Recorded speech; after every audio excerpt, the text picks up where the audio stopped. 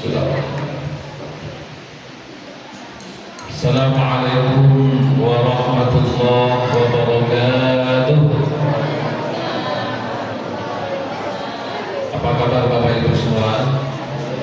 Alhamdulillah sehat lahir dan batin. Doa kita semua mudah-mudahan kita yang hadir pada malam hari ini Allah berikan kesehatan lahir dan batin. Amin ya rabbal alamin. Alhamdulillah wassalatu wassalamu ala Rasulillah wa ala alihi wa sahbihi wa mawala wa la hawla wa la quwwata illa billah. Al-Mukarramun yang sama-sama kita muliakan, para alim ulama, tokoh masyarakat beserta cerdik pandai yang hadir pada malam hari. Kemudian yang saya hormati ketua masjid beserta pengurus yang hadir.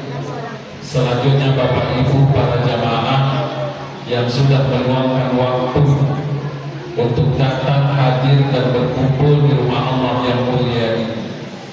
Doa kita semua mudah-mudahan kita yang hadir dan berkumpul malam ini kelak Allah kumpulkan kita sama-sama di dalam surga. Amin ya rabbal alamin. Bersyukur kita kepada Allah Subhanahu wa taala dengan mengucapkan alhamdulillahirabbil, bahwa segala puji itu hanya milik. Inilah makna dari firman Allah yang sering kita dengar, sering disampaikan oleh para guru-guru kita, bahkan sering dijadikan muqaddimah dalam setiap mengawali pembicaraan. Apa bunyinya? Innal hamdalillah, bahwa segala bentuk puja dan puji itu mutlak milik. Maka jika seandainya ada di antara makhluk ini, termasuk kita manusia, ada umpamanya orang-orang yang gila hormat, agak takut, mabuk pujian, atau suka membangga-banggakan diri dan keluarganya, maka ketahuilah sesungguhnya dia telah berupaya untuk mengambil dan merampas apa yang menjadi hak miliknya Allah Subhanahu wa ta'ala. Sejarah menceritakan Iblis laknatullah alaihi diusir oleh Allah dari surga gara-gara memiliki sifat. Iblis diusir gara-gara sifat. Bagaimana bentuk kesombongan iblis itu? Dia menganggap dirinya lebih mulia daripada Nabi Adam alaihi salam. Ungkapan kesombongan iblis itu diabadikan dalam Al-Quran. Apa kata iblis? Khalaqtani min nar wa khalaqtahu min tin. Saya, kata iblis, diciptakan dari api, sementara Adam itu diciptakan dari wa ana khairun minhu, saya lebih baik daripada. Jadi sombong itu, Pak, ciri-ciri orang sombong itu adalah menganggap dirinya lebih mulia, lebih baik, lebih sempurna dari orang lain. Jadi orang sombong hati-hati ya, memang orang sombong ini kalau tak gara-garanya tak selesai, kalau tak satunya tak sukses. Jadi berdoa kita mudah-mudahan kita yang hadir malam ini Allah jauhkan dari sifat-sifat yang demikian. Amin ya rabbal alamin. Bapak Ibu yang saya muliakan, ada seorang sahabat Nabi, sahabat yang dikenal sangat disiplin, orangnya tegas, disegani oleh kawan dan lawan. Beliau bernama Sayyidina Umar bin Khattab radhiyallahu anhu. Suatu ketika beliau mendapat berita, menerima kabar bahwasanya baginda Nabi Sallallahu Alaihi Wasallam sudah wafat. Tapi beliau tidak percaya. Berkali-kali sahabat datang menjumpai beliau dan menyampaikan, wahai Umar, sesungguhnya Nabi sudah wafat. Tapi Umar tidak percaya.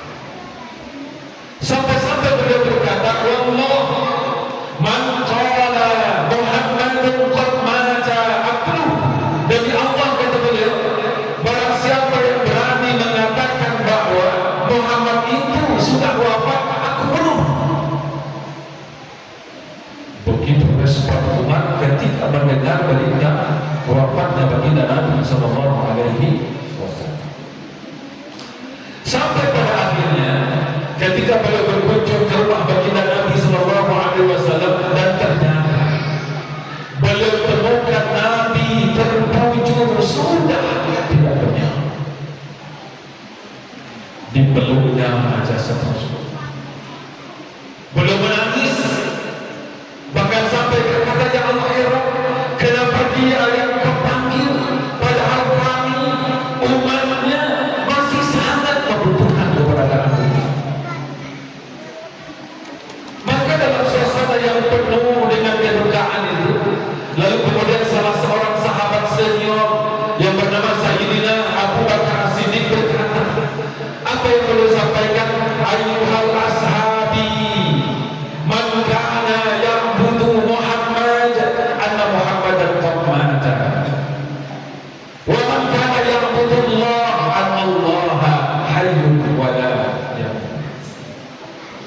Wahai saudara-saudaraku, kata beliau, barang siapa di antara kalian yang menyembah Muhammad, ketahui Muhammad itu sudah wafat. Tapi barang siapa di antara kalian yang menyembah Allah, Allah itu hidup dan tidak akan pernah mati untuk selama. Ungkapan ini yang menyadarkan umat. Rasulullah Muhammad Sallallahu Alaihi Wasallam sekalipun beliau seorang nabi, asraful anbiya wal mursalin, tapi dia adalah manusia yang namanya manusia pasti akan. Maka berangkat dari peristiwa ini, Bapak Ibu yang saya muliakan, ternyata hidup dan kehidupan kita manusia bukan kehidupan yang abadi, bukan kehidupan yang kekal, tapi suatu kehidupan yang pada saatnya nanti akan berakhir dengan sebuah peristiwa yang biasanya kita sebut dengan istilah kematian. Betul tak, Bapak? Maka berbicara persoalan kematian, mati itu tidak saja sekedar berpisahnya antara ruh dengan jasad, tidak. Mati itu tidak saja sekedar berpisahnya antara lahiriah dengan batiniah, tapi yang lebih hakiki dari kematian itu, kata Nabi Sallallahu Alaihi Wasallam, al-mautu intiqalul makan, bahwa kematian itu adalah proses pindah tempat. Kenapa demikian, Pak? Karena kita manusia ini semenjak kita lahir ke dunia sampai nanti kita menghadap Allah Subhanahu wa Ta'ala, ada beberapa fase kehidupan yang akan kita jalani. Mana dia? Yang pertama ada namanya alam ruh.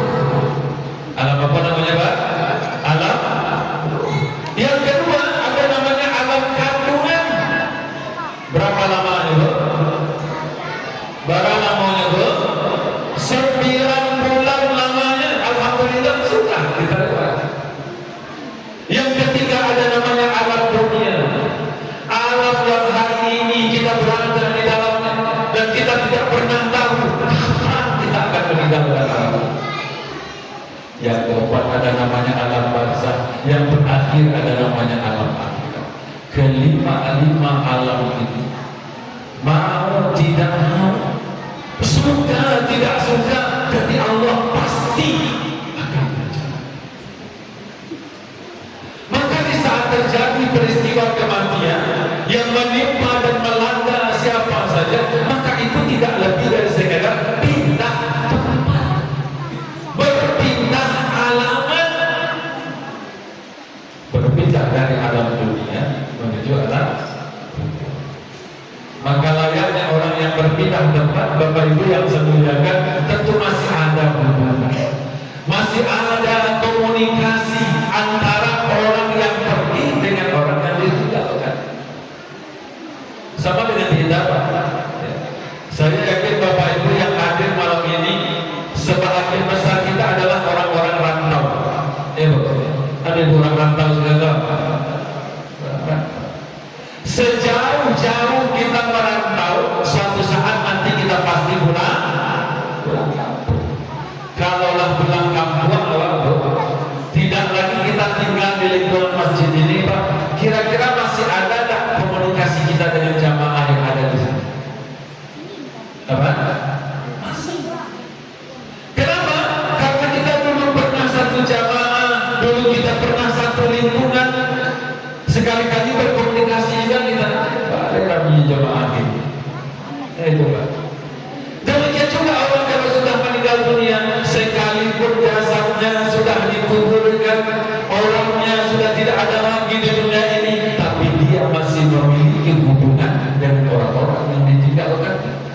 bersama dengan ahlul bait, saling kerabat dan orang-orang yang terdekat dengan beliau. Lalu pertanyaannya, Pak, apa bentuk hubungan orang yang masih hidup dengan orang yang sudah meninggal dunia? Kenapa saya tanyakan persoalan ini? Karena akhir-akhir ini Bapak Ibu yang saya muliakan, berkembang keyakinan di tengah-tengah masyarakat Islam yang meyakini bahwa orang kalau sudah meninggal dunia, kalau jasadnya sudah dikuburkan, maka di hari-hari tertentu, di malam-malam tertentu, arwahnya datang ke rumah minta didoakan oleh ahlul bait. Ya. Maka pada saat itu Pak, diundanglah para jemaah, diundang sanak famili, dihadirkan seorang ustaz, dimunajatkan doa kepada Allah. Kenapa? Karena diyakini pada saat itu arwahnya datang ke rumah minta untuk didoakan. Kalau ini yang kita yakini Bapak Ibu yang saya muliakan, kalau ini yang kita amalkan, keyakinan dan amalan yang tidak sesuai dengan Al-Quran dan Sunnah Rasulullah Sallallahu Alaihi Wasallam. Lalu kalau demikian, Ustaz, apa hubungan orang yang masih hidup dengan orang yang sudah meninggal dunia? Hubungan dalam bentuk doa yang tidak terbatas waktu. Kapan saja kita boleh mendoakannya. Bahkan Rasulullah Sallallahu Alaihi Wasallam dalam sebuah hadis yang sahih mengatakan, "Idza mata ibnu Adam inqata'a amaluhu illa min thalath." Bila sudah meninggal anak cucu Adam ini habis semuanya kecuali tiga perkara. Di antara yang tiga itu adalah awaladin sholihin yad'ulah, anak yang soleh yad'u itu Bapak Ibu yang saya muliakan, dalam kajian bahasa Arab namanya adalah fi'lul mudhari' lil mustaqbal. Artinya adalah kata kerja untuk sekarang dan masa yang akan datang. Maka yad'u itu menerjemahkannya selalu mendoakan, senantiasa mendoakan, kapan dan di mana. Maka berdasarkan hadis ini sepakat para ulama mengatakan bahwa mendoakan orang yang sudah meninggal dunia tidak mesti di malam kedua saja. Mendoakan orang yang sudah meninggal dunia tidak mesti di malam ketiga saja. Mendoakan orang yang sudah meninggal dunia tidak mesti di malam berapa lagi? Malam ke-7, malam berapa lagi? 14, berapa lagi? 40, berapa lagi? Tak mesti di malam itu saja, kapan saja kita boleh mendoakan. Bahkan para ulama hadis mengatakan waladun soleh, anak yang soleh dalam hadis ini maknanya tidak hanya sekedar anak yang soleh saja. Kenapa demikian? Kalau hanya doa anak yang soleh yang Allah terima, maka malaklah nasibnya orang-orang yang tidak punya anak. Tak ada yang mendoakan. Maka waladun soleh itu maknanya adalah doa orang-orang yang soleh yang diperuntukkan buat orang yang sudah meninggal. Contoh nih, suami yang soleh yang mendoakan istri solehah yang mendoakan suami, tetangga yang soleh yang mendoakan tetangga, bahkan kaum muslimin yang soleh yang mendoakan kaum muslimin. Makanya ada doa yang selalu kita aminkan dibaca oleh imam kita, Allahumma ighfir lil muslimina wal muslimat al ahya'i minhum wal amwat. Ini bukti bahwa doa, harapan, munajat orang yang hidup Allah sampaikan buat orang yang sudah meninggal. Terakhir muncul pertanyaan dalam diri kita. Pertanyaan ini pernah ditanyakan baginda Nabi Sallallahu Alaihi Wasallam kepada para sahabat ketika beliau dalam keadaan syakaratul maut. Jadi kita baca sejarah Bapak Ibu yang saya muliakan, Nabi kita menjelang beliau wafat, beliau sakit. Tatkala beliau sakit, apa yang terjadi? Ya, ada di antara mereka yang membaca Al-Quran, ada di antara mereka yang menangis bersedih karena tidak tahan berpisah dengan baginda Nabi. Di saat-saat seperti itu Nabi